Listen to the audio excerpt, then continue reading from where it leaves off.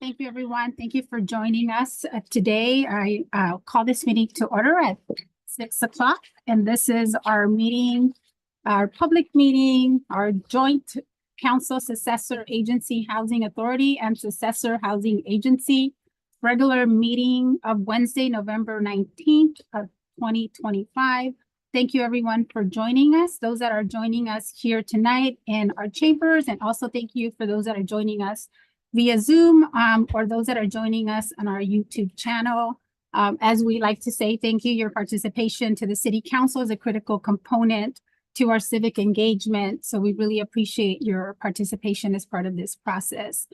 Just a couple of reminders to join for public comments today. You do have several options. A meeting ID, you can join us as part of the Zoom. The meeting ID is located on the agenda for tonight, but that meeting agenda ID for today is 863-047-5003. You can also join via telephone. The number is 1-669-900-6833. As well, this meeting is being streamed on our YouTube channel, but just as a reminder, comments here are not made part of the public record. So if you want your comment to be part of the public record for tonight's meeting, please make sure that you join either via Zoom or in person, or please make sure you call in as well. And as always, we do have a Spanish translator available for tonight's meeting. So with that, if we can please get a roll call. Mayor Ana Velazquez. Here. Mayor Pro Tem Fernando Cabrera. Here. Councilmember Fernando Ansaldo Sanchez. Here. Councilmember Erisa Moros. Here. Councilmember Ben Caldera. Here. Okay, so we have a quorum, so we'll move on to our next item on our agenda.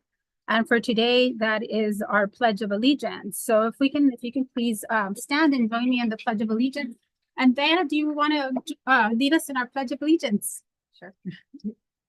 Pledge allegiance to the flag of the United States of America and to the republic for which it stands, one nation, under God, indivisible, with liberty and justice for all. Thank you.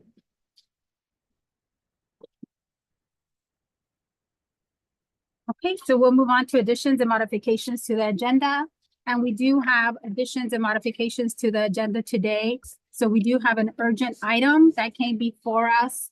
We do have that agenda report, the staff report in the dais for the council. It is an emergency item, and so we do need a council vote for this agenda item. So we need to. So yeah, I'll just note that the government code does allow items to be added to the agenda after the agenda has been posted upon a finding that there's an immediate need to take action on the item, and secondly, that the need arose after the agenda was posted. As the staff report indicates, the issue is service to the city of Gonzales as to a problem they're having with their wastewater treatment plant.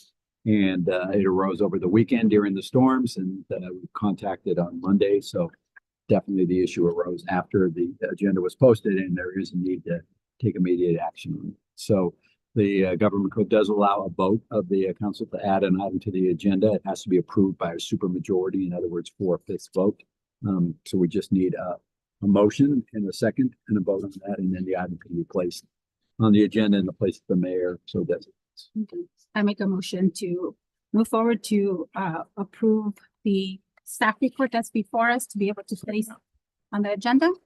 So I have a second and I have a motion on the floor. All in favor, say aye. Aye. Okay, so we will place this item on the agenda, and the item will be placed under the business, the first business item on our agenda. So we will, that will be business item number 1. And then our original business item that we have, which is the introduction of the waiver and reading of the first reading by title only, will become business item number 2.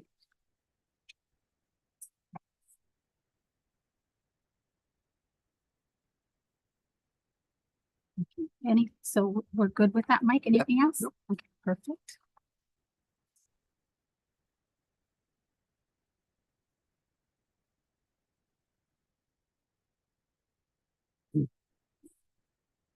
Okay, so at this time, then we will move on to public comments.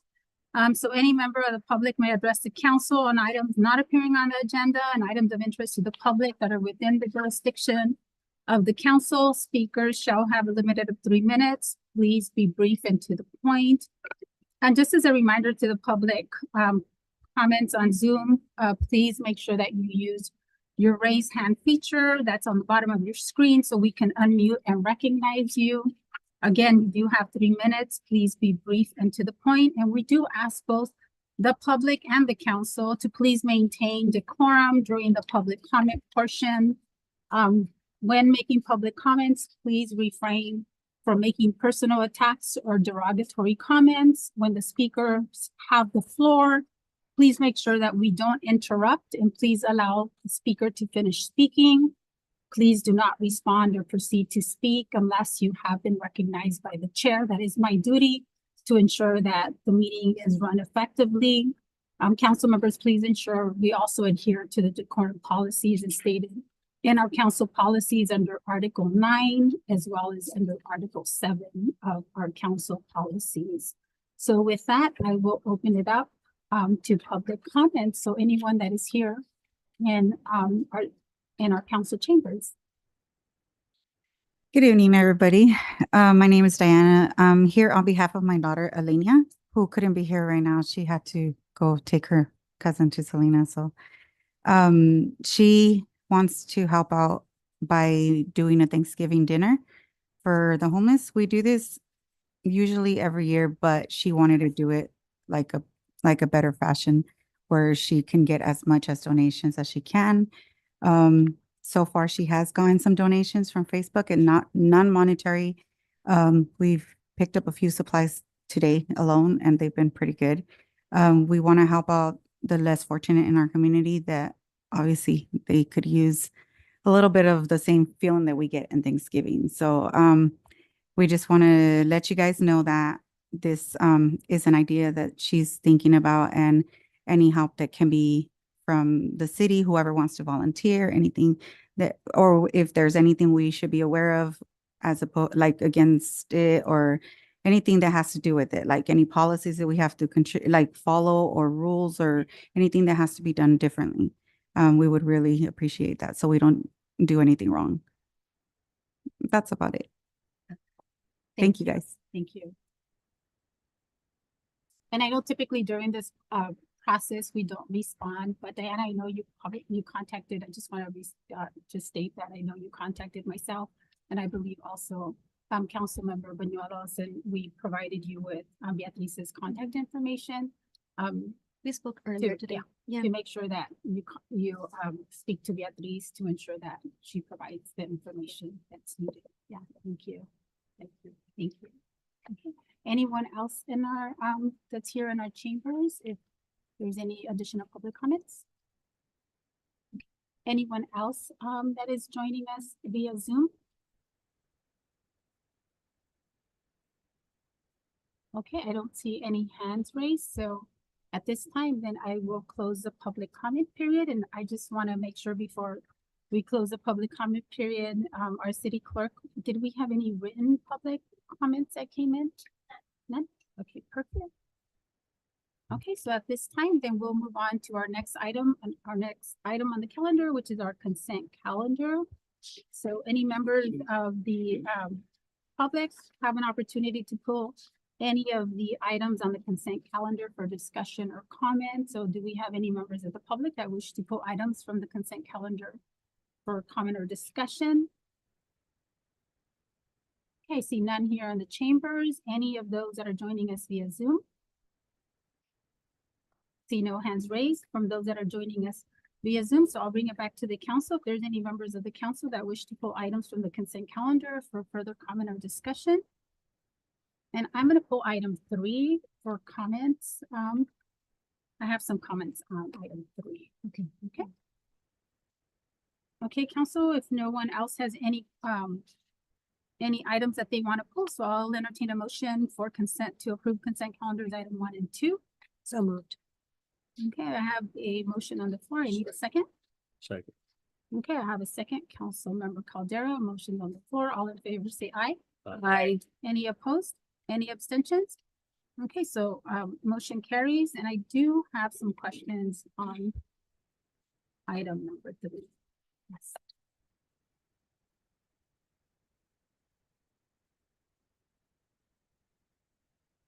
So Beatriz, I know that we've had contract extensions.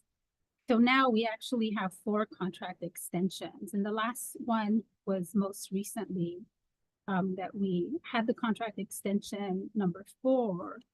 And so I guess some of my concerns, I know that there's some delay in the work being performed, but I just, some of my concerns, because we haven't seen a budget in terms of the encampment resolution funds. So one is, do we have sufficient funding in the encampment resolution funds? And what is a timeline, and what line item are we expending from? Like, do we have that under the operating budget? So I'm just concerned, we now have to incur, and also I think in the report, it says that we have to incur additional unanticipated costs for the holiday, for Christmas, New Year's, and MLK that we didn't anticipate. So concerned of, where to ensure that we have sufficient funds, and also how much funds are available under those specific line items that we're using under that specific contract for the Benitez contract. And can we receive an updated budget where these expenses are, and what is the final balance under the IRF funds? Just to be able to look at what the remaining overall budget is for us. And then in terms of the construction timeline as well, because this is already the 5th extension that we're gonna approve. So if we can review the construction timeline to ensure that this will be the final extension, or is there gonna be an additional extension? So we have a comprehensive construction timeline of when the construction is actually gonna be completed. Yes, and I have printed out, I can probably simplify this with a little bit more of time. I can simplify it by category. But if you want to take a look at the report for the budget report for this particular item, I printed that out. Just to summarize it a little bit, so from the county through the encampment resolution fund that the county received, we received 2 agreements. This expense is coming out of an advance payment that we received from the county. So it's actually two, yeah. So it's the little spreadsheet and then the other one. Sorry, I was giving you one packet at a time. Oh, I'm sorry. This one. Yes. So the one that we're looking at right now, the expense, the Benitez security expense is coming out of the property management. This budget received 1 amendment when we had to create the provisional site, the provisional encampment. So originally we had budget $300,000 for this expense, including also janitorial services. That was reduced, but it was also supplemented by $168,000 that we received from the county's contingency fund, just to make sure that we had enough funding for whatever the provisional encampment needed, which is the one that we have right now. We are diving really deep into these 2 funds, both of them, the security services, the property management line item, and also the provisional encampment. We are using those funds very extensively. We still have money allocated there, but we're gonna do another budget amendment with the county to just reallocate some funding from the modular units, because we had allocated 1.7 million to that line item, and we only need 1.6 million dollars. So we have extra money on the modular units. We have already projected the expenses on that line item because those are agreements that have already been approved through council. One with the MEC for professional services, a second one with the MEC, but this one for the modular units and for the labor. And another one with Blancas Construction, who is the general contractor, and we have built a 5% contingency under that contract. So All of those expenses add up to 1.5 million. So we have a little bit of extra money under the modular units, and they are all out under the same eligible use category. But yes, we are being careful on how much money we spend. And one of the things that we are trying to do for when the modular units are available is step up our service providers. He's working with the Department of Social Services to provide some work alternatives or work pathways for the participants. So they get some hours for doing some cleaning, for helping with some of the maintenance. So we expect the cleaning and the maintenance costs to be reduced once we have the modular units, because we will be giving hours to our participants. The other thing that we did, it's not part of this contract, it's part of the reimbursable contract, but Step Up has been paying for some of the motel stays, so they have paid almost $40,000. It's 48,500 and something.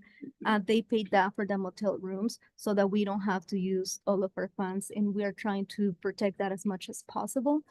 But yes, definitely, even though it sounds like we have pockets of money here and there that we can reallocate, we are trying to be careful on how we spend it, but we find that security is one of the biggest needs right now. We anticipate security needs to continue throughout the program, but not at a 24-hour rate.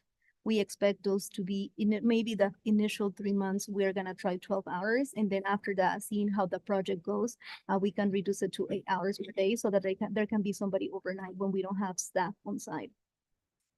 Beatriz, just a follow-up question on the Step Up paying for the hotels out of their pocket for the 48,500. So they're getting additional funding from another source From that another they're source, using to pay for that. Yes, Oh, okay, yes, so that's additional that's besides. additional, yeah.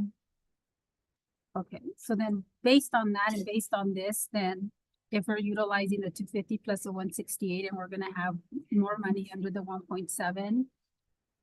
That's gonna come, obviously, has to come back to council for that reallocation, and there's sufficient money there to cover any future expenses. Yes, not necessarily that Does- reallocation, doesn't have to because come it doesn't increase the budget. It doesn't necessarily have to come back to council. We do have to report to the state that we're moving money from line items. But we're staying within the same budget. Something beneficial that the city does, our finance department, they're really good at using the money market. So this fund, because this was an advance payment, we put it into the money market back in March. So starting April, on the budget report that I provided, we can see that we get a little 7,700 per month just on interest. So we have gained a little over 50,000 on interest on this funding because we got all of it as an advance payment. So it's been sitting on our bank account, gaining some interest. Okay. I have a couple of questions as well, if you don't mind. I know that we're talking about how for the modular units and site development section, the 1.7 million, we're only using the 1.57 million, and we can maybe dip into that as well. But I'm concerned if there's something that happens with any of these items that are listed here that we would need to pay for, if that's going to cause any issue, if we're trying to, so to speak, double dip with paying with security, but also if something happens with like the showers, offices, laundry, kitchenette, stuff like that. Do we have any? The maintenance. Yeah. Do we foresee that because it's only about 150,000 that we haven't used yet?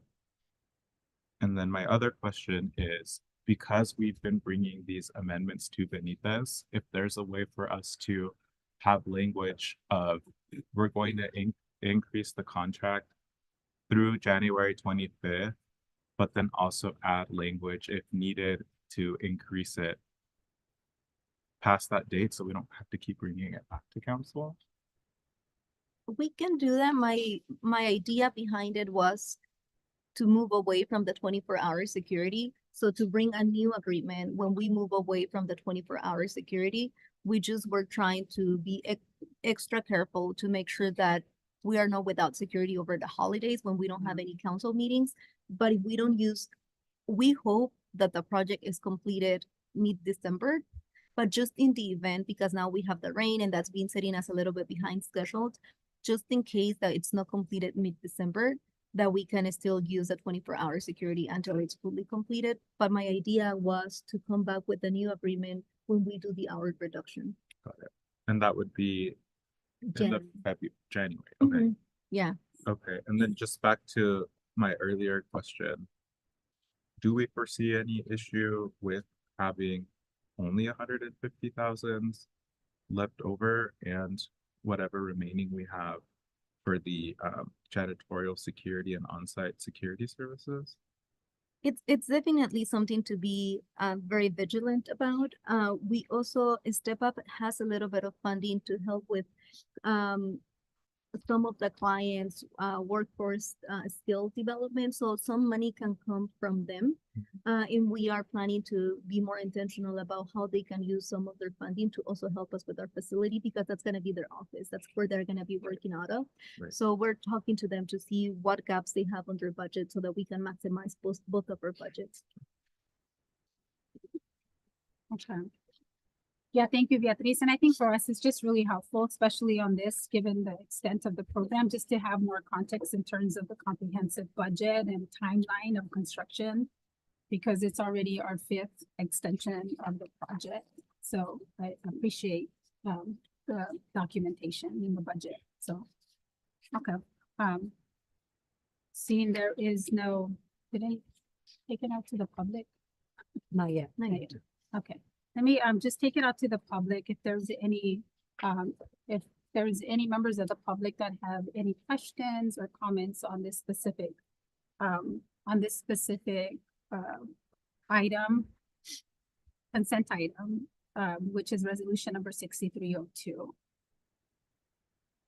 Okay, seeing none and here in our chambers, any of those that are joining us via Zoom? Okay, seeing no hands raised, then I would entertain a motion to approve resolution number 6302 if there is no other additional. A motion to approve resolution Second. 6302. Okay, I have a motion on the floor. All in favor, say aye. Aye. Any opposed? Any abstentions? Okay, motion carries. Thank you so much. I appreciate the detailed background. Thank you. Okay, council, with that, then we will move on to our next item of business, and that is our public hearing. So we do have a public hearing resolution number 6303, a resolution of the City Council of the City of Soledad approving the submittal of the community block grant TDBG application under the 2025 funding cycle.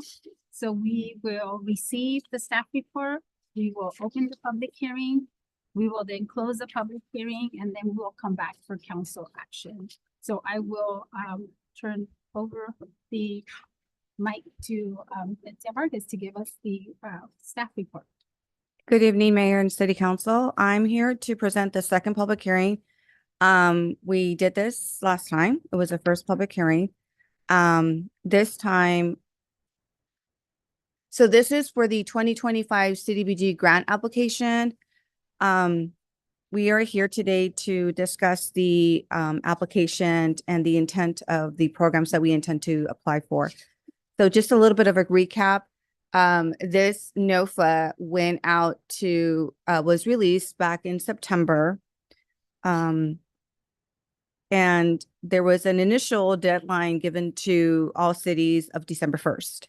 I do want to make a note that on this slide of the presentation that the application portals have not changed. The date has changed. We just got noticed on Monday that there has been a delay in the application period. So now it's going to be given to us, to everybody to apply in February of 2026. I went online to look for the exact date. It has not been released, but we are being told February of 2026. And that portal will close at the end, probably at the end of April 2026.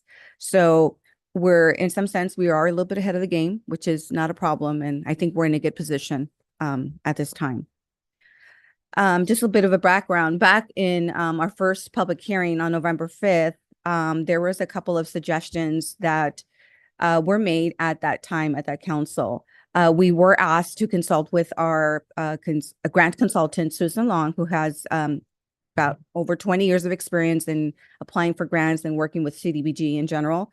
So after discussing and reviewing all of your recommendations with her at that time, we have determined that the best plan right now our best plan and for a strong application would be to do 3 separate applications.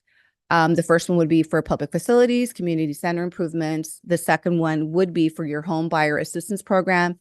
And then the third will be for a planning grant to develop the construction plans for the Container Village project.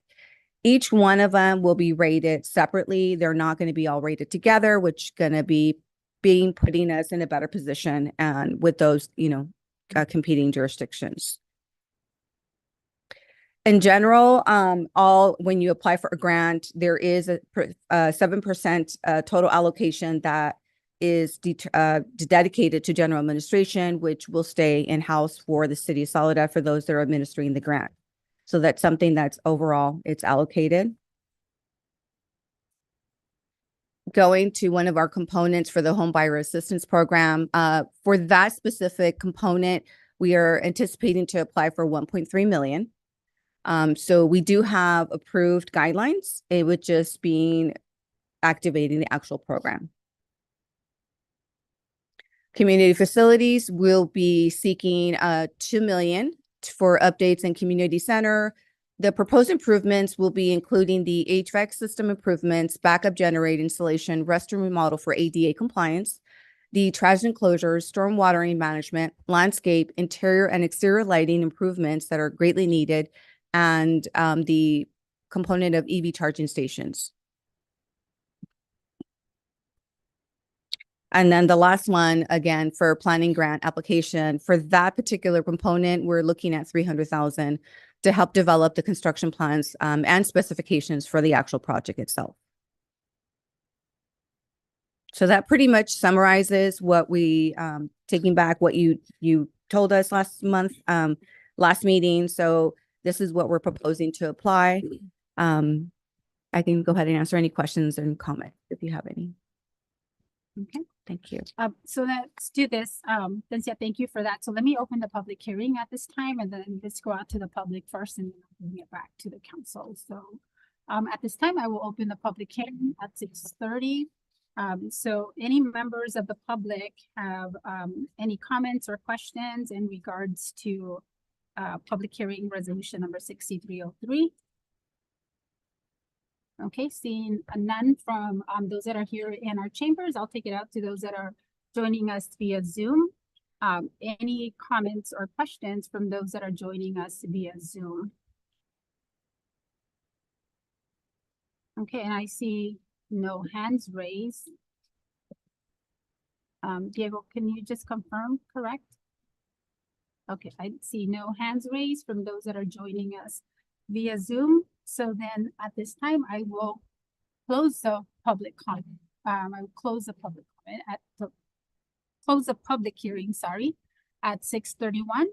And I will bring it back to the council for comments, questions before we do any council action. So I'll start with Councilmember Caldera. Any questions or comments? Actually, no. I did have a comment or a question on the home buyer assistance program. Is there like a limit or have we really got any numbers or have any numbers that we can put out what their maximum amount they can borrow or they can So the use this program, the grant? way we do have to follow certain guidelines. We Okay. cannot, and you can correct if I'm wrong, Beatriz, it cannot be more than 49% the price of the home. Okay. So if there is like a down payment assistance program, Mhm. you cannot approve more than 49% the cost of the home. Okay, so that means we're only gonna be helping like 2 or 3? Yes. Okay, got it. Maybe Thank- more, depends on the design of what we choose to do. And Okay. through the chair, we don't have to pay the 49%.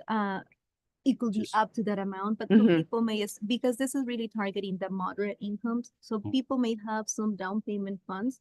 It's just helping them be Okay, able okay. To fill that gap. to fill the gap. Mhm. Thank you. Okay, Thank you. Councilmember Gonzalo Sanchez? Yeah, could we go to the first slide, please? Okay.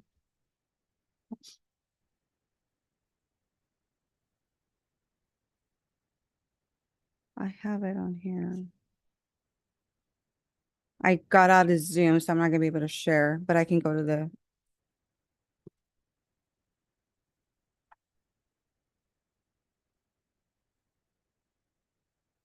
Yeah, I don't have it.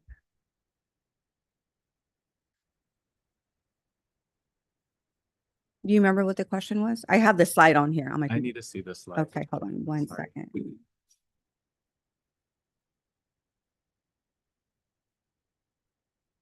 Can we get the slides also? I don't think Yes. they were attached to the packet.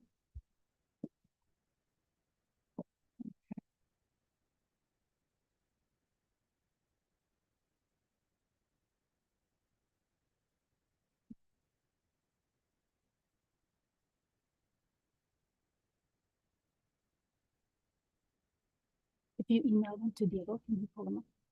Diego, can you get? How, pull them up? From Diego. Oh, you don't have. I can send them to you right now. I'm actually signing in right now. I have Okay. to just resign, sorry. Okay. You see me on there? There we go. Okay. Sorry about that. Mm.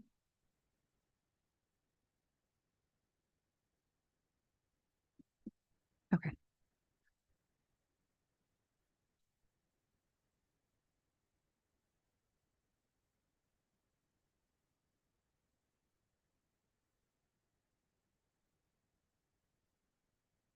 Okay. Is it that one? Yes, Okay, perfect. that was the first slide, right? Mm-hmm. Well, there was this one, that talks about the deadlines and then I. Oh, don't- yeah. 1 second. Let me just. Or that one, No, the first one. Yeah. the first one? Okay. Mm. Yes. Do you mind making it a little bit? Yeah, I'm going right there. Perfect. Thank you. Appreciate it. There you go. Okay.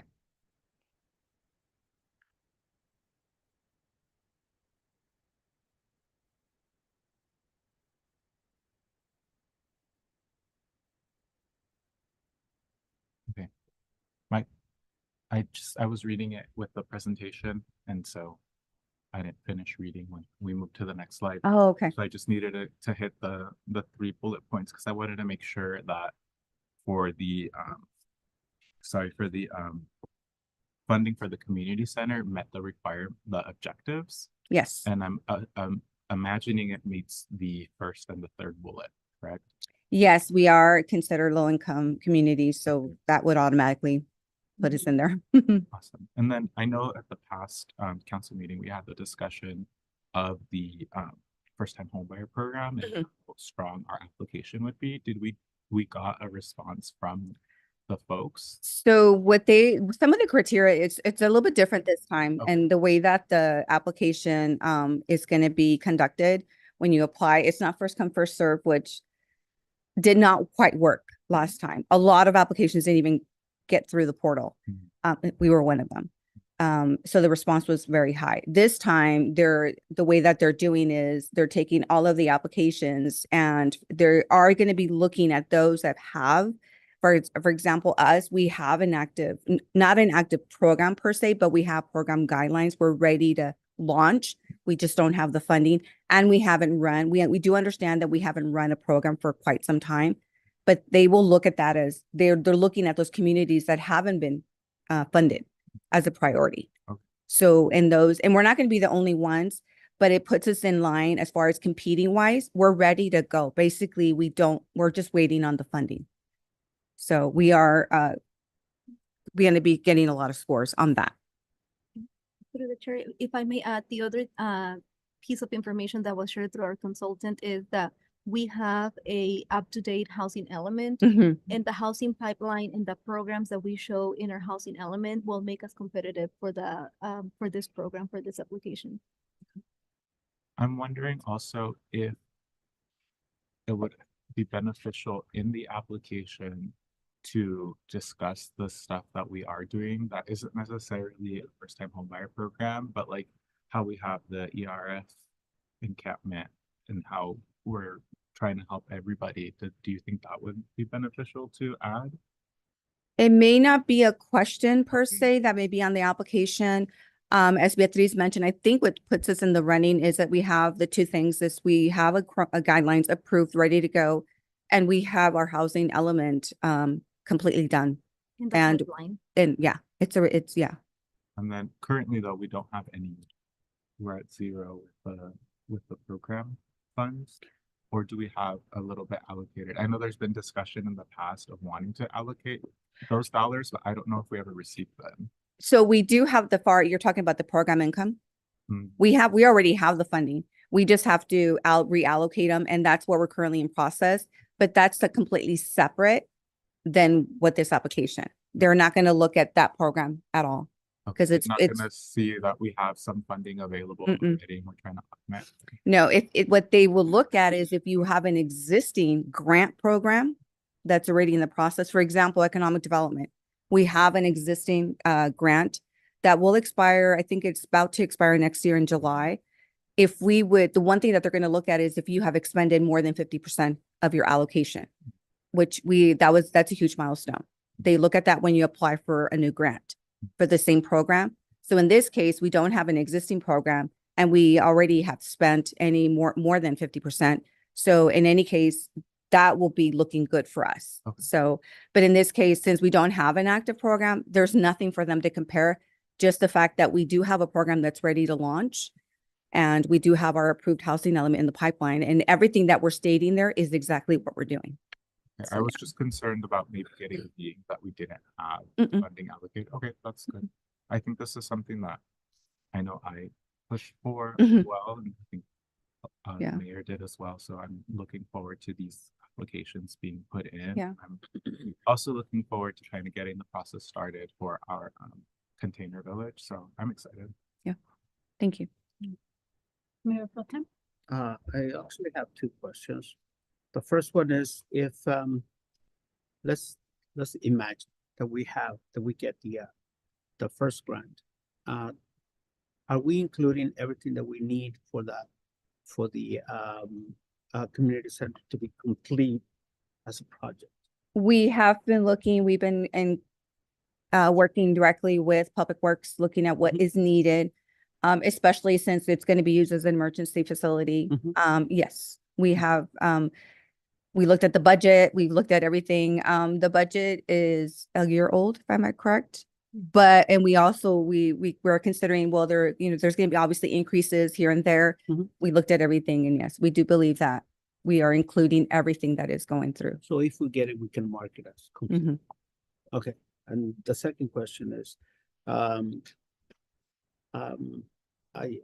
not sure that I hear it correctly because I see that is the second program for the housing, for down payment for the housing. So let me go, oops. That one, the This one? buyers, Uh-huh. the buyer's assistance program. Did I don't know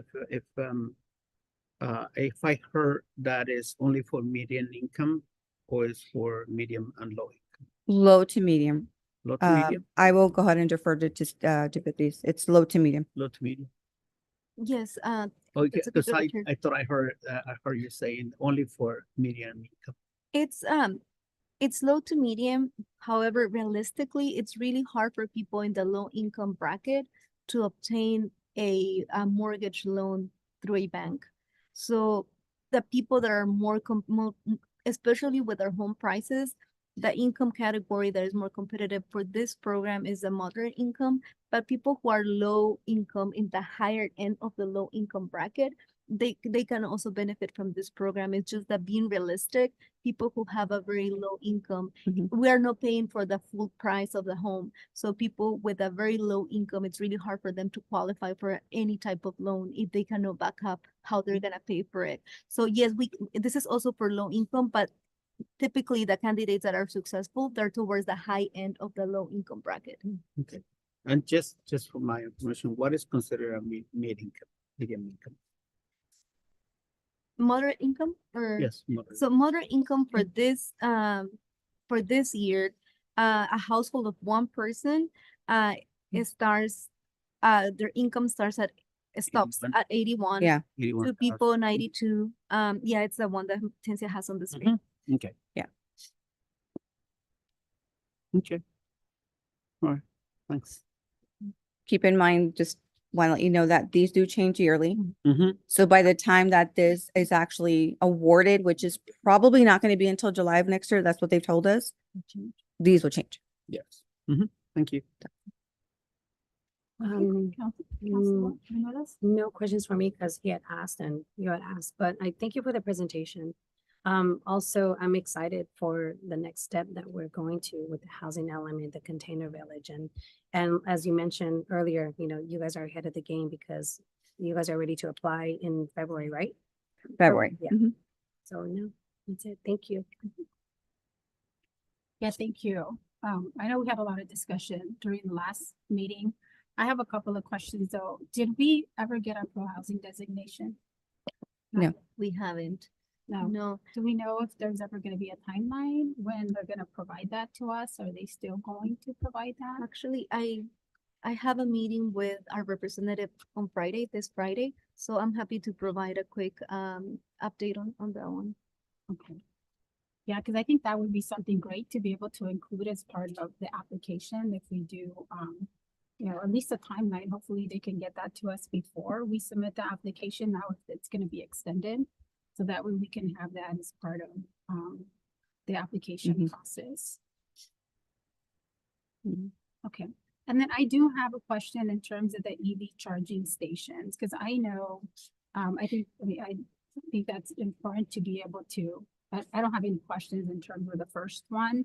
But I do have a question because I do need clarification on the EV charging stations, because I know that we did receive, through Embark, there was an award to the community center for EV charging stations. So I just want to make sure that we know as a council, if we are going to include EV charging stations, just to have a more comprehensive understanding of what is the total amount of EV charging stations that we're looking to have at the center, and then how much were awarded under Embark and how much is the total that we're looking for. So that way we know, you know, total of 2 were awarded under Embark, and then how many are we asking for as part of this application process?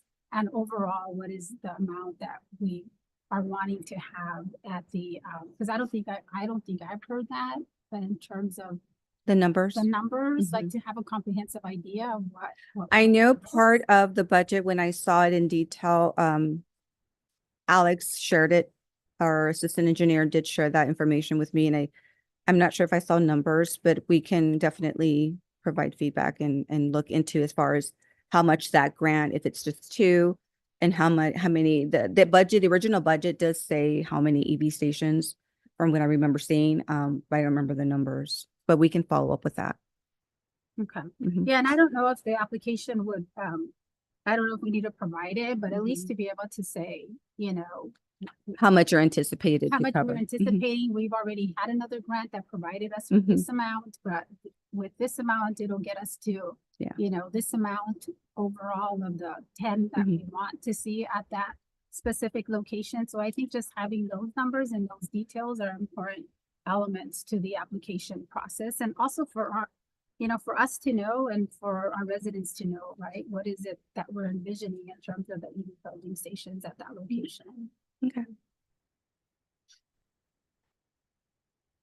And then my, just my other, also, just my, I think this is more of a comment, but I know that we talked about the strategic goals and priorities, and this came back because of some of those strategic goals and priorities, but assigning kind of the urgent, I think most of these were urgent, right? Because we had designed them as Yeah. urgent, so, okay. Mhm. So just making sure it's clear that these are part of the, that Yes. they align with our strategic goals and priorities when we're doing the application, that, you know, that's one of the reasons why they're being submitted, and Mhm. obviously they're in alignment with that.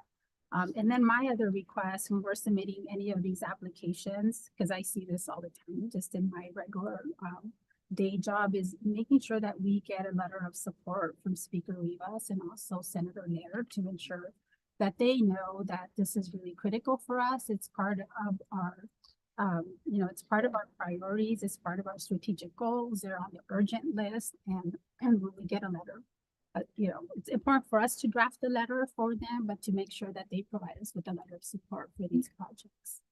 We can definitely do that. And then on the first-time home buyer program, so there is information also that states that, they can use it for down payment assistance, closing costs, gap financing. But the 1,000 toward down payment, so it'll be 1,000 for any of those different. For down payments, it depends the way that it's formulated into the guidelines.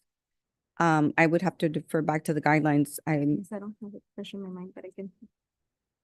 Yeah, there is a set amount, I've worked in other programs where it was just straightforward down payment, and it was, back then it was 50% of the cost of the home.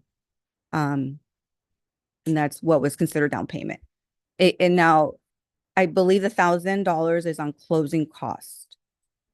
Okay. Because there's a difference of how you're gonna assist the home buyer. So I believe it could be closing costs. Okay, so that was part of the. Yeah. That was part of the report, so it is included in the report. Yeah, I believe it's on the closing. I think the $1,000 is closing costs, but Yeah, I this is would have down to defer payment back. for down payment assistance. In the I think there report. might have been a, Okay, yeah, that's why I was some- asking, because it is in the report and it says 1,000. Yeah. down payment. but I think it might Down have payment, been, Closing costs and gap financing, so yeah. I just want to be clear that it's in the report and it does Okay. have all Yeah. of these, so Mm. just wanted to verify that. Mhm. So if we can check on that, just to make sure it is, Mhm. kind of, that's good, that's. That where it's a funds lot, can yeah. Be utilized, and then also, part of the 1.3, it does state that staff will offer home buyer education and finance, so that's gonna be separate than the 1.3, or the 1.3 is going to be utilized as part of the education component as well. No, because Or that's we can use 7% of the grant for administrative cost. That includes also consulting with outside sources that can provide that education. Yeah, there's what's called activity delivery, and then general administration. So you can use, I believe it's the activity delivery that you can use for those classes or those seminars. Okay. So that is part of the component of the actual grant. There's a breakdown of that. Okay, awesome. So Mhm. I just wanted to clarify, then the Mhm. 1.3 is not, the education and training will be part of the 7%, not part of the 1.3. Mhm. Got it. Okay, perfect. Then those are all the questions I have. Thank you Okay. for clarifying that. Okay, council. So with that, if there is no other questions or comments, then I'll entertain a motion to accept resolution number 6303. I approve motion 6303. Second. Okay, so I have a motion on the floor. All in favor, say aye. Aye. Any opposed? Any abstentions? Okay, great. Motion carries. Thank you Thank so you. much, and we wish us much luck and success in the application process. Okay, great. Thank you. So we'll move on to the next item on our agenda. At this time is, we'll move on to the added item, which is our mutual aid to the city of Gonzales for temporary wastewater final treatment and disposal. And I'll turn this over to Carla. Good evening. This is on. Good evening, Mayor and Council. Thank you for voting to add this to the agenda tonight, and I appreciate being added. So as the attorney, Mike Rodriguez, has said, this is an emergency situation. Gonzales has reached out to us for mutual aid to provide them with a disposal of their wastewater effluent, which is their most treated final effluent from their furthest pond away from their headworks. So they have already disposed starting Monday. From Monday to Tuesday, I believe we got 29 loads of wastewater effluent from their ponds, and that totaled It was about 3,500 average per delivery. They had 4 different haulers and it's roughly 80,000 gallons so far. And then today there's been, as of like 2 o'clock today, I think we already had about 14. So as you can imagine, they're in dire need of disposal. And last year we helped them with a similar request. Last year they put the effluent into a designated manhole into our sanitary sewer conveyance system, but this year we want it to come to the treatment plant so that we can get a better handle on the number of deliveries, the quantity, and just have more oversight than having them open up manholes in our sanitary sewer system. So the financial implication would be that we would be billing them based on our rates for raw wastewater. The rates that you see there are flow per million gallons, a dollar amount per million gallons, and then an amount per 1,000 pounds of BOD and 1,000 pounds of TSS. So those dollar amounts are based on BOD and TSS of roughly about 250 milligrams per liter. And so the loading rate will be less than that. So what we're actually proposing is that we're going to do a kind of a cross multiply and divide and figure out, because their effluent will probably be on the order of maybe 25 to 50, not 250. So we'll actually be reducing the amount of payment. They're already having to pay for trucking, which is expensive, and we don't want to gouge them with our our rates. So yeah, that is what is going on. And the amount right now, we're not at capacity of our treatment. We can up to 5.5, so we're nowhere near that. We're about 55%. So this is just going to be a small amount added to our influent.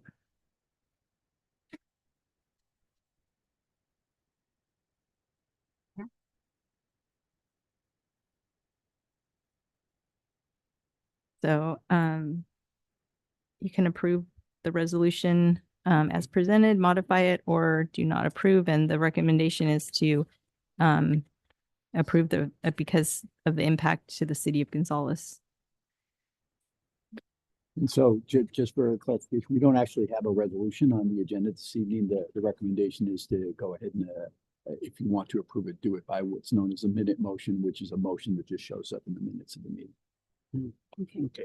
Thank you, Mike, for that clarification. Yeah, thank you. Sorry, I think it in here under alternatives, it does say approve the resolution. So that's a mistake. Yeah. No, I think the last time after this happened, and I think this probably uses the template, we had enough time to actually bring forward a resolution. Yeah, I think This correct. is more urgent.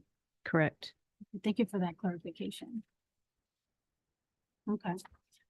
Thank you, Carla. So let me take it out to the public first to see if there's any questions, and then I can bring it back to the council for any comments or questions. So any members of the public that are joining us here in our chambers? No, no questions. Then I will take it out to those that are joining us via Zoom to see if there's any members of the public that have any questions or comments.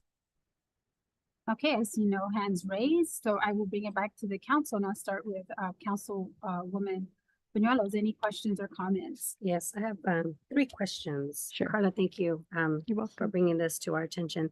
So my question is for public, if you can maybe repeat, or I don't know if you mentioned it, I mean, because I know we're reading it, but for the public, and I know that it's going to be questions, how long are we assisting Gonzales?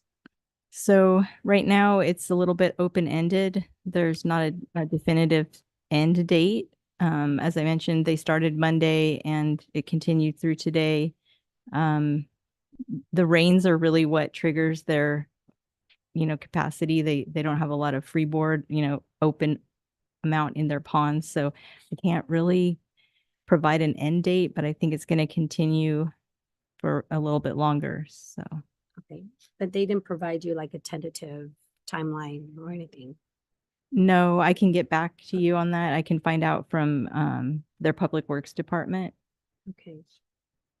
And then I think you answered my questions, like, are we okay to provide this assistance with our levels? I mean, because you mentioned we're okay, right? Or not? Okay, so.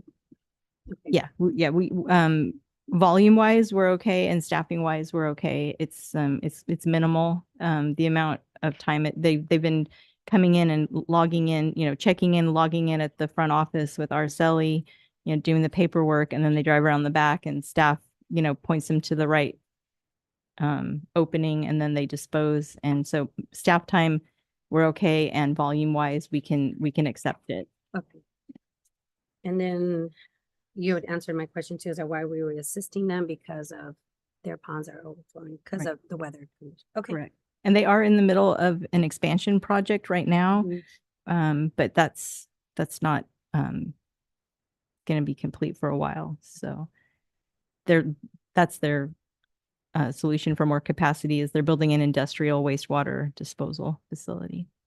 Okay. Oh, that's it. Thank you. You're welcome. Okay, thank you. Mayor Pro Tem? Oh, my question was that if the request is to help them while they're going under construction, and if so, do you think that is the timeline that we're gonna be looking at, or? I don't anticipate that, and I'll say because their construction started months ago, and this current situation just kind of came up with the rain. So it's more of a wet weather phenomenon for them. Mhm. So it might be during the rainy weather events that we see them, requesting to come and dispose. But they've already been ongoing with their project, and this is the first they've reached out to us. So that's how it's gonna work. If they overflow the capacity, then they're gonna bring it. If they don't, they're not gonna bring it. Correct. Okay. Right. Or if they're in danger of overtopping their Mhm. their levees, because they are similar to us, right near the river in Gonzales. So they're, they would look at, overtopping, and water would be going into the farmers' fields and right down to the river. So they would be looking at, damages to crops and, state water board fines. And I think you already mentioned it, but they're gonna transport that in trucks, right? Trucks, correct. Like the pumper trucks that you see, like Tom's and Mhm. Green Line and A&G. Okay. Yeah, those are my guys. Thank you. You're welcome. And thank you. Councilmember Ansaldo Sanchez? Yeah, so, I know it says solid ed costs will be minimal, related only to staff assistance during truckload deliveries at the WRF. Does this mean because there's gonna be like overtime or what? No, no overtime for our staff. We're keeping the deliveries only to our operating hours. So I think we were allowing them 7:30 to 4:30. Even though we have staff there till 5, but I think we want our last delivery from them to be about 4:30. So no overtime. They did ask if we would stay later, and we said we could not. And then, so what would be the staff related costs then? Just the time is mostly labor, just the front desk time to meet with once the drivers of the pumper trucks come in, they kind of know the routine, so it becomes even less invasive to with operations, because they know they come in, they fill out the paperwork, and they know what to do. So not very much at the front desk. And then around the back, mostly just having, like I said, staff there to point them to the correct spot to dispose of the truckload.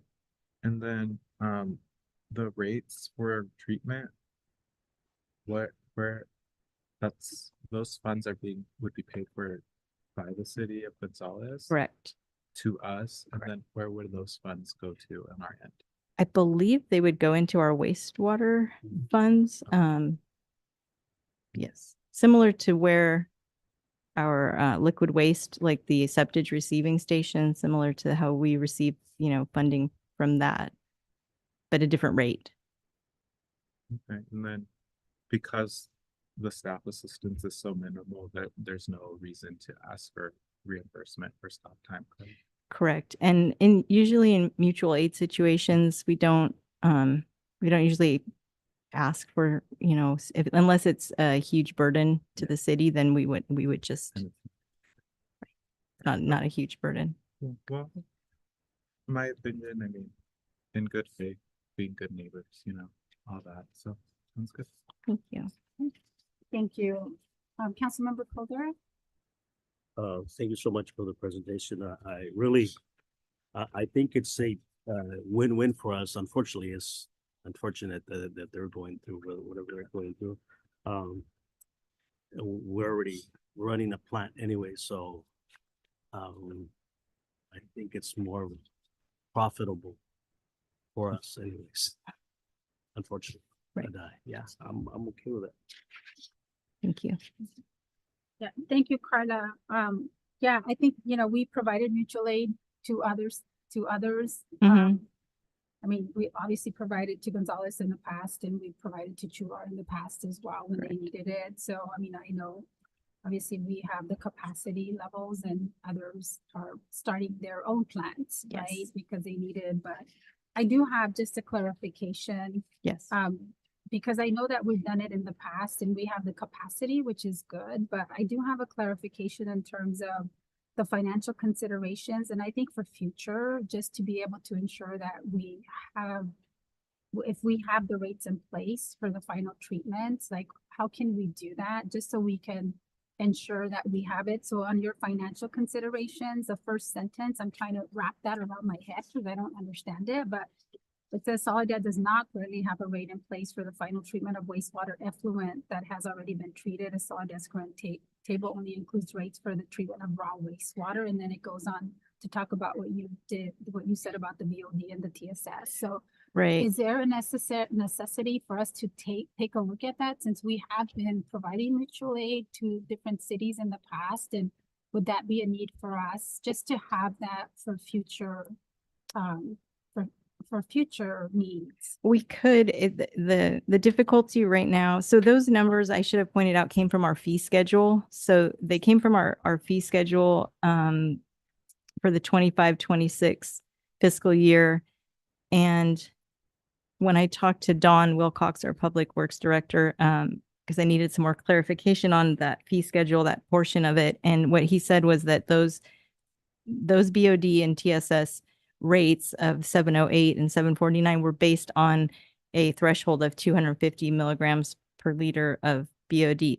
The problem is that we don't know. I have not yet received a report from them on their BOD and their TSS. So if they give me that, if they would give me the concentration, I'll call it the concentration, the strength of their wastewater that they're delivering to us, which is very weak, I'll say, because it's not raw. It's already been treated. It's at the final stage of their process.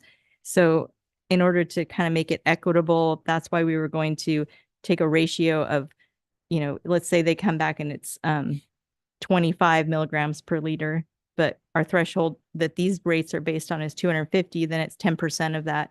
So then it would be 10%, it'd be like $70 per 1,000 pounds, but I can't do a calculation yet because I don't know, it's based on a loading rate and I don't know the volume, the total volume they delivered to us. So it's a calculation has to be done at the end.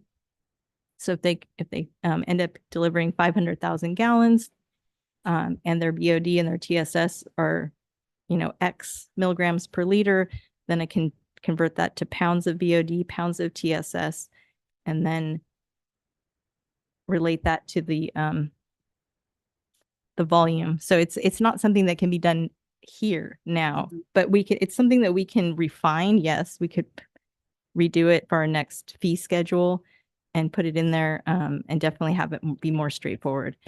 It's a little bit creative on our part to have it be like this, but I understand it was a little bit convoluted and I understand your So if we can concern. have it just, I mean, if we can, I mean, I get the complexities. of Yeah. it because it's not as straightforward, right? Because you're dealing with different concentrations on different calculations that you need to do. Right. But if we can have it a little bit more clarity, but I get it because it will have different concentrations as opposed to what we did with Chular where their levels it wasn't as clear. Right. Because what they were delivering to us was a lot more Right. untreated. right? Exactly. And so it costs us more to Yeah. treat it. And Yeah. for us, it's more of the, they're just diluting our influent stream and Yeah. actually making it easier for us to treat because now it Yeah, so it's gonna. cut our it's gonna strength. Depend, So, but if we can have that, I think that would be good, Okay. given that we've already had different scenarios of providing mutual aid to different cities. I think it would, different jurisdictions, I think it would be good to have, to be able to determine the rates. Oh, I for agree. future. okay. Mhm. Yeah, So Mayor, you're just asking for us to codify the formula that's used to determine what the rate will be? Mhm. Okay. Yeah, Okay. I can do Yeah. that. yeah, thank you for that.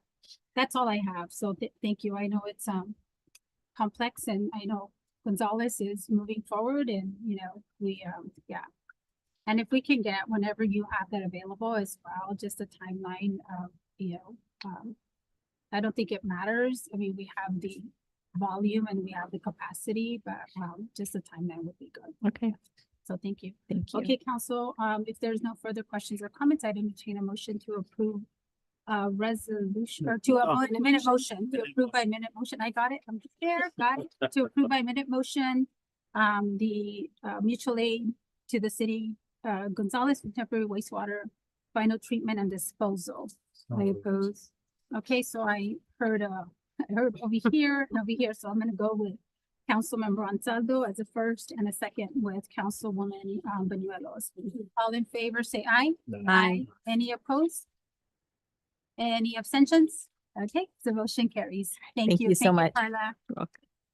Okay, so we'll move on then to next item on our agenda, which is our introduction, waiver of reading and first reading by title only of ordinance number 779, an ordinance of the City Council of the City of Soledad, repealing chapter 15.08 of the Soledad Municipal Code entitled Adoption of California Building Code, and adopting new chapter 15.08 entitled Adoption of California Building Code, and adopting by reference the 2025 California Building Code Standards Code, Title 24, California Code of Regulations, Part 1 through 12, the 1997 Uniform Code for Abatement of Dangerous Buildings, and the 2024 International Maintenance Code. So I will turn this over to Beatriz. Thank you, Mayor. And for this one, it's actually our building official that will be walking us through the presentation. I don't think council has had a chance to meet our new consultant, Minerva Arredondo, Arellano, I'm sorry, Arredondo. And she will be guiding us through the presentation via Zoom.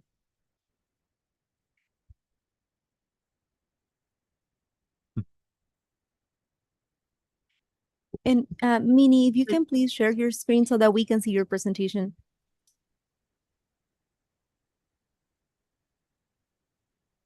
Good evening.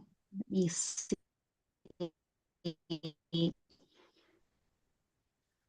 So we I are, don't have a presentation that is other than what the staff report states. So I don't have anything to share. The Building Standards Commission adopted the new 2025 codes and published them on July 1st of 2025. And they will be going into effect on January 1st, 2026. Minnie, are you able to turn on your camera? Yes. Actually, it's telling me I can't. I don't know if it's locked on your end.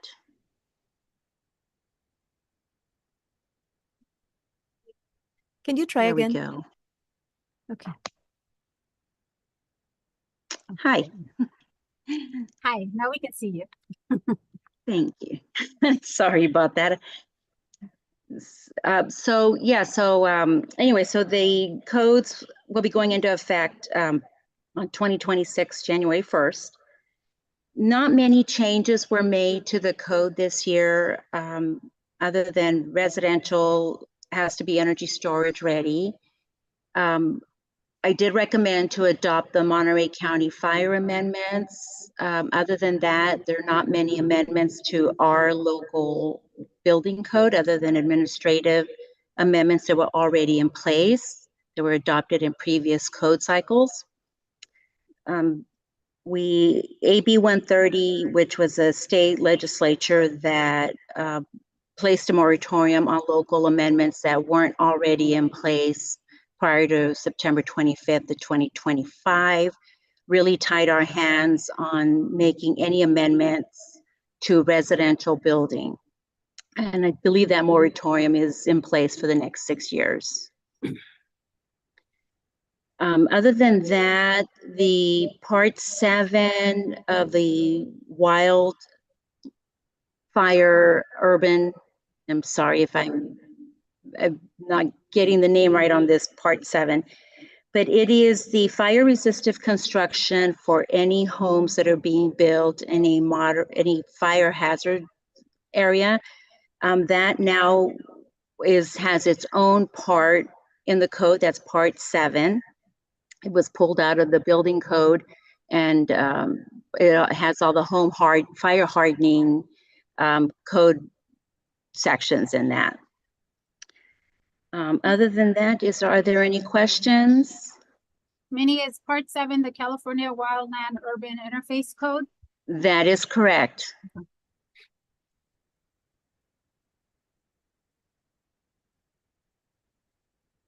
Okay, well, let me, are you done with the report? Yes. Okay, well, let me take it out to the public first and see if there's any comments or questions on this item first, and then we'll bring it back to the council for any comments or questions. Thank you. Okay, so, any comments or questions on this item, business item ordinance number 779 from those that are joining us here in our chambers? Okay, seeing none, then I will take it out to the those that are joining us via Zoom if there's any comments or questions on ordinance number 779. Okay, seeing no hands raised, then I will bring it back to the council, and I'll start with Councilwoman Banuelos. None. Okay, Mayor Pro Tem? No. Okay. Councilmember Ansaldo Sanchez? No, but I think in the future I would prefer a presentation. A lot to get through, and I think it'd just be easier to follow through if we had a presentation. That's it. My apologies. Okay. Point taken. Okay, Councilmember Caldera? Yeah, just a question. Does that include the buildings on Front Street? Because I mean, a lot of you may not have been, well, not a lot, you know, some of you may not have been born, you know, in '89. You born in '89? No, it was not. Anyways, 89 was the Loma Prieta earthquake, and I believe they tore down some buildings, and some of the buildings that actually stayed up were required to have a plaque saying that they're not earthquake retrofitted. So is that some of the buildings that may need to be taken down, or? They don't need to be taken down. Or, okay. But the code does have pathways to retrofit those buildings. And that would take effect when the property owners would apply for permits and make any major changes to the building. Got it. And that's all I have. Thank you so much. Appreciate it. You're welcome. Okay, thank you. Thank you for that, because I know there was some seismic information on the code. Yeah. So Minnie, I have a couple of questions on that. I know, obviously this is an introduction to the first reading. We're gonna have, it's not gonna be adopted today. We're gonna come back for a public hearing on December 3rd, but I think it gives us as a council an opportunity to ask you questions before the public hearing on December 3rd. So I have a couple of questions and comments in regards to some of the building codes. But one is, it was adopted by the state in January. I mean, it's gonna be adopted it was adopted, sorry, initially by the state in January of 2025, and then it was published on July 1st of 2025. It needs to be adopted by January 1st. I mean, it's mandated whether we adopt it or not, it goes into Correct. effect. But I think for me is why did it take 4 months for it to come back to the council after it was adopted in July? Is it because we had to go back and look at the sections of the building code that didn't apply anymore and kind of do our due diligence with that? So it gets published in July, and jurisdictions typically start adopting in September, allowing the 30 days for it to take effect. But we typically wouldn't adopt them before July as a local jurisdiction. If we made no amendments, we really wouldn't need to adopt them because they're mandated. It does assist with code enforcement when we do adopt them because we can cite current code. Okay, so I mean, so it typically in September, so we're still within that September, October, November time. Yes. To be able to take a look at it. I mean, we're getting closer to December. So, I mean, we're cutting it close because it's January. Yes. But I received the fire amendments a little late. It took me a good amount of time to review the fire amendments. okay. Monterey County we received the draft in late August, and the final draft I didn't receive until late September. Okay, so that's why it's taking us a little bit longer. So thank you for noting that. Yes. And I know you mentioned that there were several amendments that we're making. Some of those obviously are the fire sprinkler requirements, or we're continuing with the fire sprinkler requirements, and then the defensible space as well. Yes.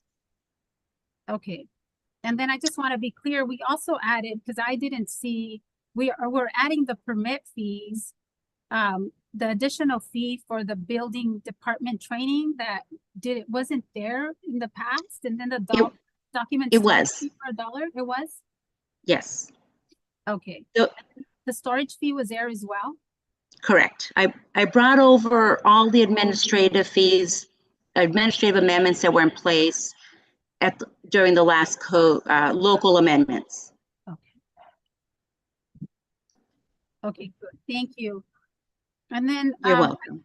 I do have a question on the section 105.50, the ag explosive devices, which talks about the operation permit is required for storage or use of the bird bombs. And that's on page 29. And I'm bringing this up because I know we've had issues in the past with this specific question. Who issues the operation permits? Because we've had that happen because of the fields that are close by to the residential areas. And I've had calls from our residents. So who issues the permits? Is that the city or the ag commissioner? So just for clarification, because it says the operation permit is required for storage. Are you looking at the fire amendments? Yeah, the one on page 29, section 105.50. Okay, those would be the fire department. So I believe the operational permits are issued through fire department, which I believe are submitted through the building department.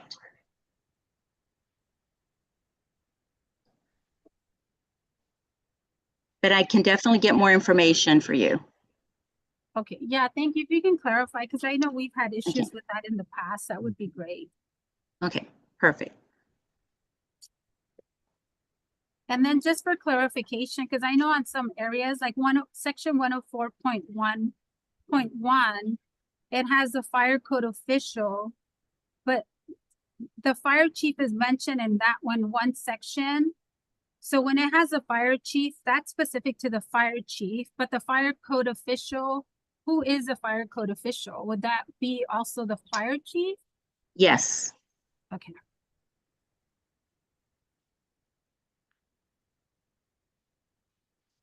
Thank you for that, because only in one section do we see the fire chief and all the others is the fire code official.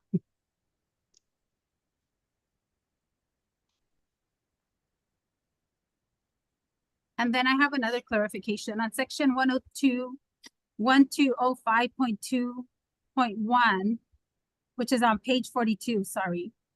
And this is solar for group R-3 buildings.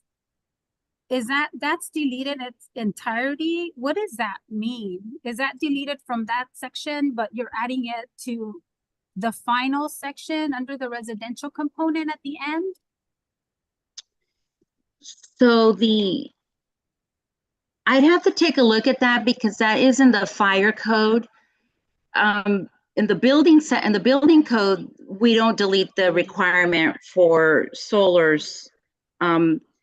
So I'd have to take a look at that and consult with our fire marshal.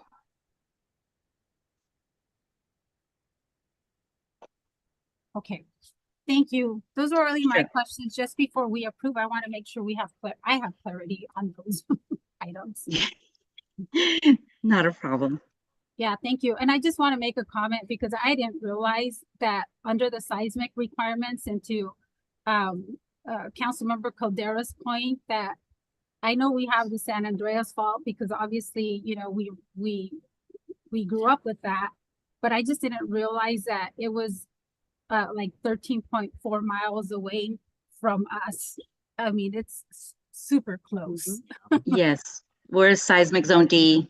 Yeah, I was just like really surprised. But anyways, those were all the comments I had and just needed for clarification before our next meeting on December 3rd. So thank you. Thank you.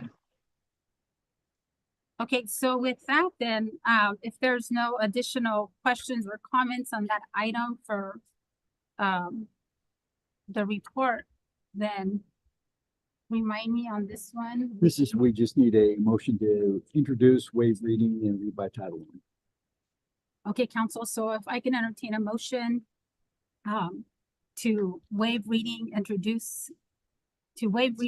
read by title only. So moved. And introduce, yeah. And introduce. So introduce, waive, and read by title only. There you go. Okay, So moved. Second. okay. Can we do it that way or do we have? Yeah, no, you have a first and A second. second? Okay, so we have a motion on the floor. All in favor say aye. Aye. Any opposed? Any abstentions? Okay, motion carries and this will be back for our December 3rd meeting. Okay, thank you so much. And it was nice to meet you, Minnie. Thank you. Okay, council, then with that, we will move on then to our next item of business. And at this time, we have reports. So on to our next item. Okay, so Darlene, are we ready? Yeah. Okay, so I'll start with my mayor's report. On November 10th, I attended the Veterans Day ceremony at Soledad High School. I just want to say thank you to the high school for the tribute to our veterans. On November 11th, I attended the Veterans Day ceremony led by our Soledad Police Department in partnership with the Soledad Historical Society. Thank you to Chief Valenzuela, our officers, and our Soledad Fire Department and our Historical Society for a great tribute to our veterans.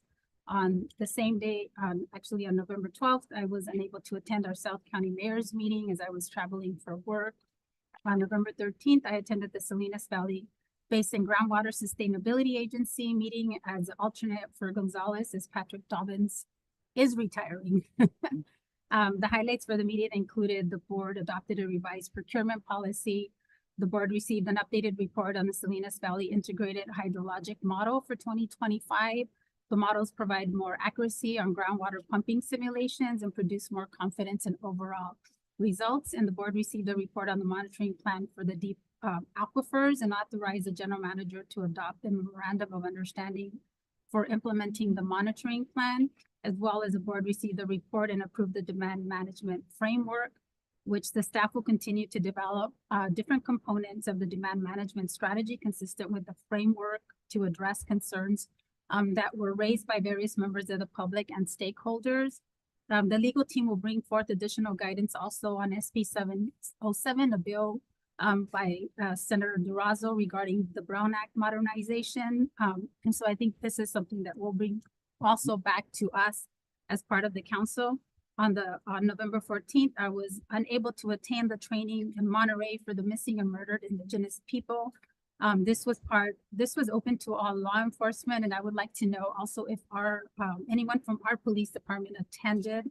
The California Attorney General was also present to speak at this event. On the 14th, I attended the Cal Cities League Leaders Welcome webinar, as I'm part of the Advancing Equity Policy Board representing the Cal Cities Latino Caucus this year. As the Vice President, they provided the framework overview of the upcoming meeting in December to discuss the League's legislative priorities for 2026.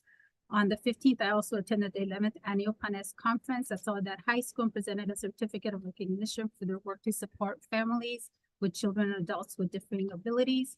And just as a reminder to our community, we do have the Superhero Day Resource Fair with San Andreas Regional Center and Soledad Community Center at Orchard Lane Park this Saturday from 11 to 1. And also, just to let everyone know, I will be the MC at the Fall Gala and Silent Auction for the Blind and Visually Impaired this Saturday, November 22nd. Excited to support this great organization and the mission to serve our families. And then I also want to do, before I conclude, a quick acknowledgement to Crystal and Seek from Grocery Outlet for their investment in our Soledad community. As many of you have heard, they're leaving to open up another store elsewhere. We are absolutely heartbroken. They've been a great investment for our community. They've invested a lot in our community. We wish them nothing but prosperity and success.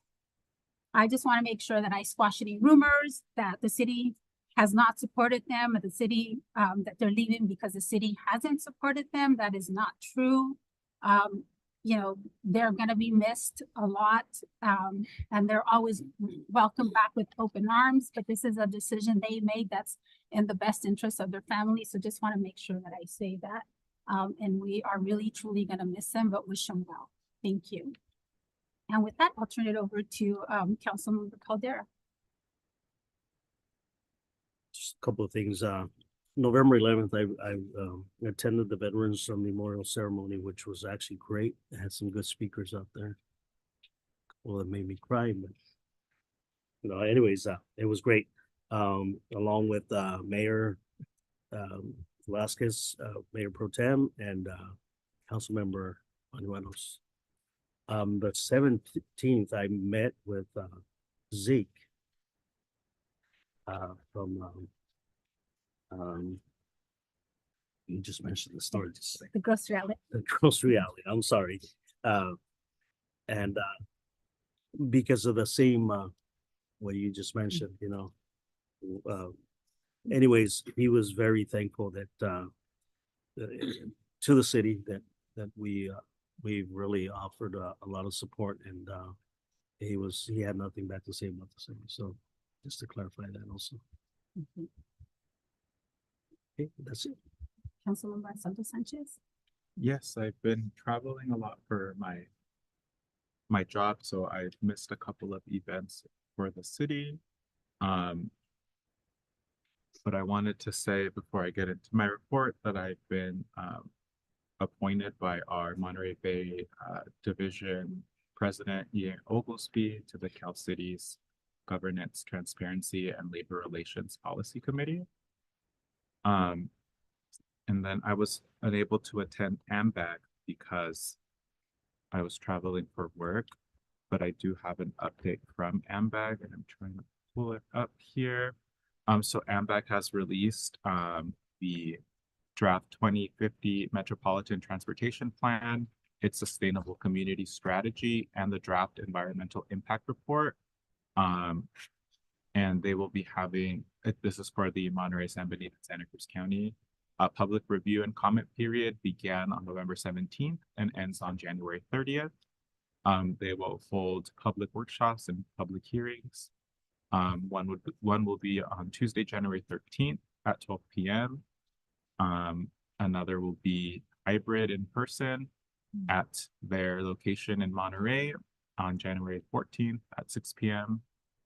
And they will have a San Benito focus, a Santa Cruz focus, and then they will also have a Monterey County focus, which will be on Thursday, January 22nd, 2026 at 6 p.m. via Zoom.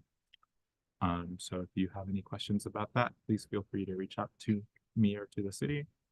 Do I have anything else to add? No, I don't think so. Thank you. Mayor Pro Tem. Yes, I only have a couple of things, so I'll be fast. Just as Councilmember Ansaldo Sanchez, I was also appointed to one of the policy committees. In my case, is revenue and tax. I'll be in that for next year. And on November 7, I attended a veterans what is it called? Veterans of the Year ceremony at the Lodge, Elf Lodge in Salinas, where my wife, Monica, was elected as a veteran, one of the Veterans of the Year for the District 3. The other one is a friend of mine from Greenfield. And then on November 7, November 11, I attended the celebration of the veterans here in Soledad. And I was, yes, they had really good speakers, but I was truly impressed by Mr. Stevens' contribution because it remarks how important it is that we recognize the people from Soledad. Because yes, we always have in mind what we learn in school, but the school doesn't teach us that we have heroes in our town, that we have people that contribute with their lives, and their families also contribute, because during the time they were in war or in service, they were at home without them. The last thing that I did, the previous day I went to the MST meeting. We had an interesting conversation about MST wanting to contribute to the cities with planning, so that they can help in contributing with the street size and how important it is for us to consider the future. They will have some information that I will forward later to you guys, so that you guys can consider, and maybe we can put that into the agenda later on for not this year, but soon. And the last thing that I want to say is that I actually talked to the guys in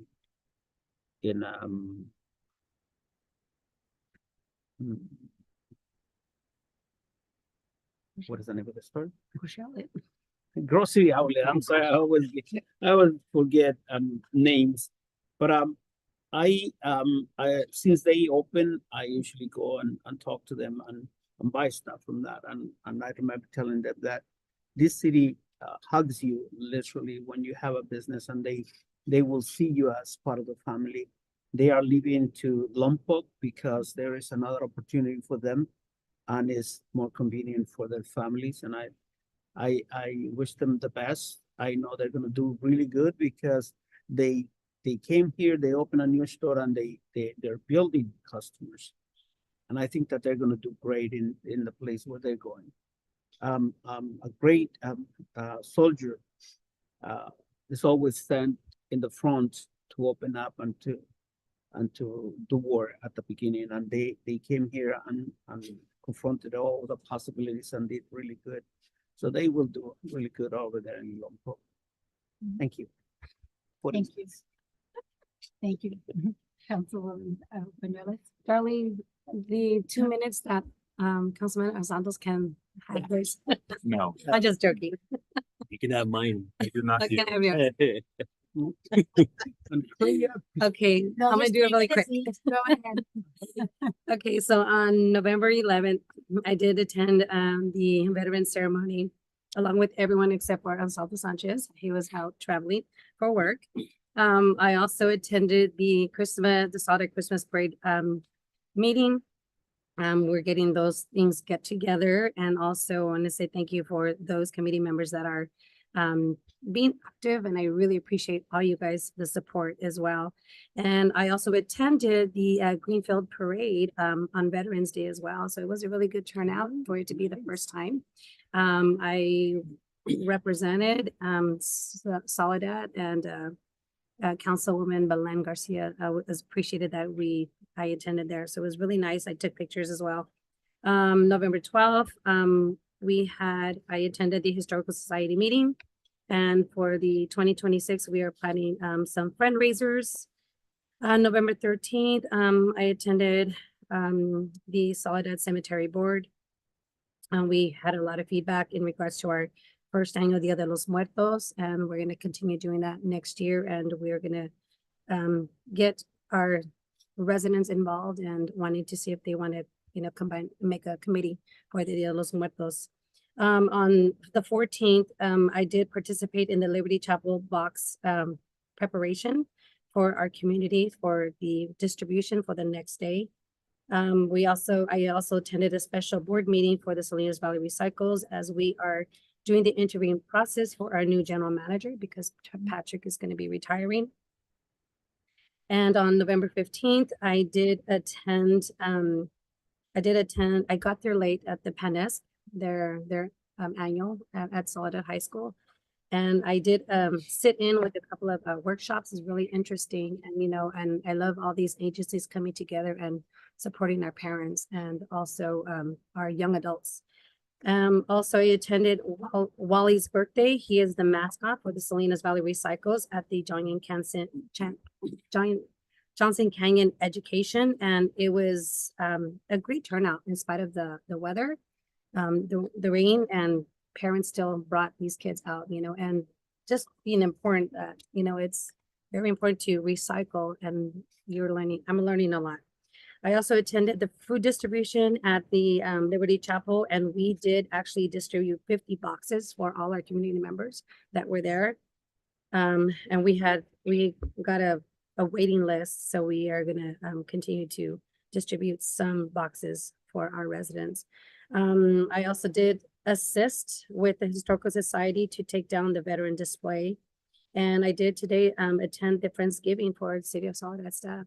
And also acknowledging, and I just want to congratulate and say thank you so much for Chief Valenzuela for spearheading the veteran ceremony, and also acknowledging our local veterans that did attend. It was a great turnout. And then also the display was great, and big shout out to Mr. Stevens, Greg Stevens, the Historical Society, the Legion Post that was in attendance as well. I want to say thank you.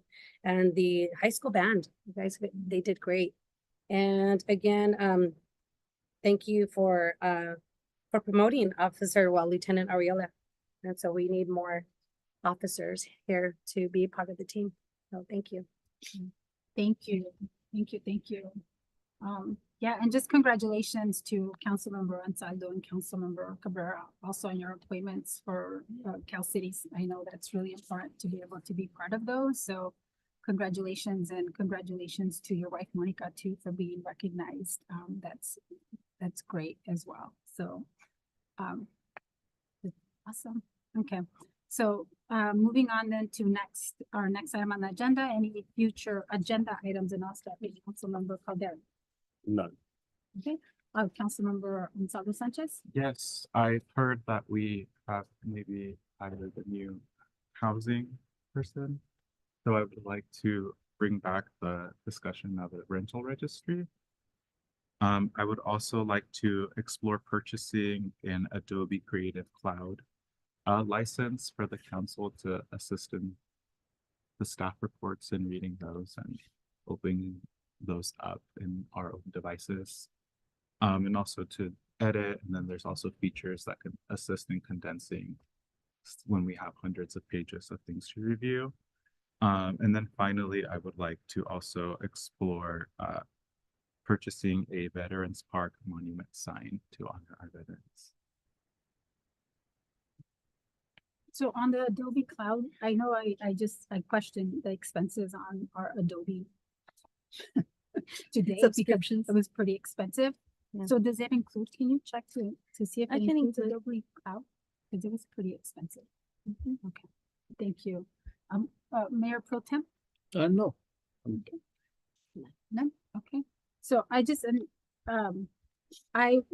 have two, and so one is, I know that we've been talking about inviting the owner of the marketplace to come and do updates on where we're at. So if we can, I know it's been a while, but if we can invite him to come back and see where we're at with some of the future,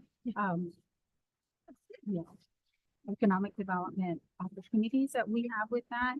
And then also, I know I talked to Mike already, but SB 707 Durazo, that's coming into effect January 2026.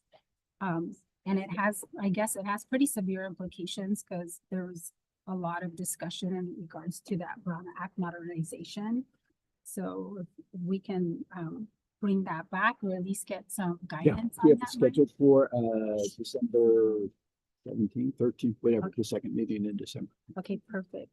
And then I do have a question. I think this is for Public Works because I know we addressed this in the last meeting, but I saw under the bridge as you keep going that bird netting is again just destroyed by the birds.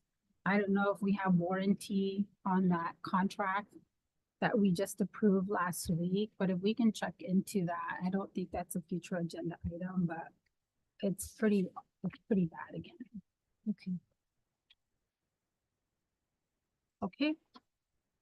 So with that, council, Before we before adjourn, I adjourn, oh, go ahead. Oh. I have something. okay, I have to adjourn in memories. Oh, I So- was going to do a third, but I guess. Go ahead. Okay, so I have to adjourn in memories, council. I know this one is one that happened in October, but I want to adjourn in memory because for Manuel Bersamin and then one for Helen Rucker. Do you have a different one? Not in memory, but because tomorrow is Transgender Day of Remembrance, I just wanted to speak to that as well. Okay, so let me have you speak to that and then we're gonna go ahead and adjourn in memory on behalf of the individuals that I want to adjourn in memory. Yeah, so we will be posting online, but I just wanted to say that tomorrow is Transgender Day of Remembrance and we want to honor the lives of those folks that we have lost due to hate. And so that's it. Thank you. Yeah, and before we conclude tonight's meeting at 2, I want to adjourn in memory of Dr. Manuel Bersamin, who was a director of TRIO at Hartnell College for many, many years. He passed away on October 26th.